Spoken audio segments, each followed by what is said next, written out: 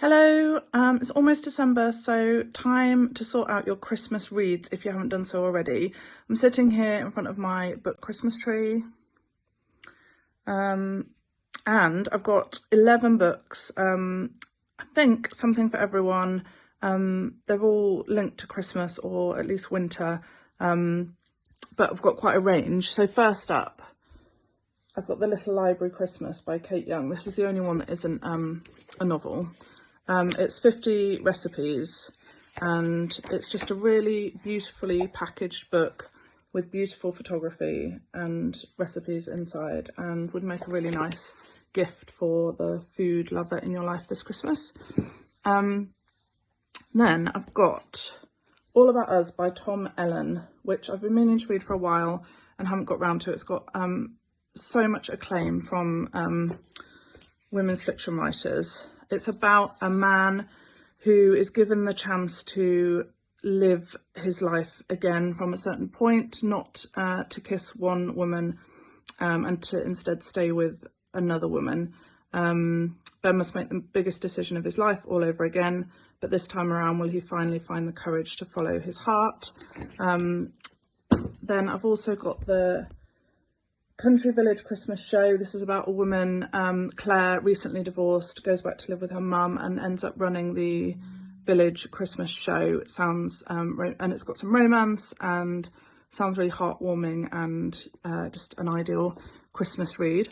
Also, along those kind of lines, I've got All I Want for Christmas by Joanna Ballori. It's about a man called Nick who is kind of grudgingly working as a Santa Claus when he meets a 4-year-old who wants his mum to be happy again for Christmas, and he sets him up with his best friend.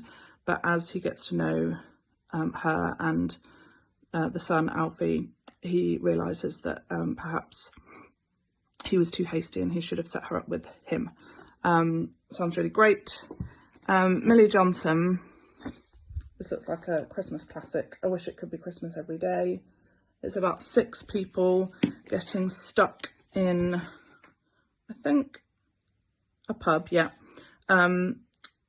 Snowed in, and 2 people who are getting divorced, and somebody who's with somebody she really likes, and another couple. It's described as a story of knowing when to hold on and when to let go, of pushing limits and acceptance, of friendship, love, laughter, mince pies, and the magic of Christmas. Slightly different from that, I've got The Unwrapping of Theodora Quirk by Caroline Smales. I haven't read Caroline Smales for a really long time, but I have read a couple of her books a long time ago, and she writes brilliantly. And this is described as a Christmas carol meets Stranger Things in this funny, sweary and moving festive story. So maybe that's more your kind of thing. This one, A Snowfall of Silver by Laura Wood, is a YA. It's got a beautiful silver shimmer on the cover. It's set in 1931 and it's described as a snow-dusted love story. This Time Next Year by Sophie Cousins. This is a bit of a cheat including this one because it's set at New Year rather than at Christmas. But I just reviewed it and I really loved it, and so I wanted to sneak it in. It's about 2 people who were born on the same day in the same hospital, and then they find each other 30 years later. So it's a love story, but it's a bit quirky and funny and it's really great.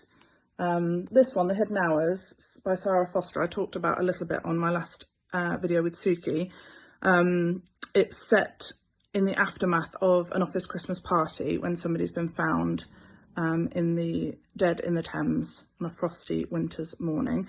So if you want something with a Christmas theme but darkness is more your thing, maybe that will suit you. Or possibly The Chalet by Catherine Cooper. This one's riding high in the charts at the moment, and I don't think it's specifically Christmassy, but it's definitely wintry. It's set in the French Alps. It says 2 young men ski into a blizzard, but only one returns. Nobody knows what really happened that day, and nobody finds a body. And then 20 years later, people are back. People who were involved are back at their same ski resort. And then finally, Suki talked about this on our last video. It's The Diabolical Bones by Bella Ellis. So it's the second book in the Bronte mysteries. So it's the Bronte sisters cast as amateur sleuths. So I'll put links to all these books below the video, but I think there's something festive for every kind of reader there. And happy Christmas and happy reading.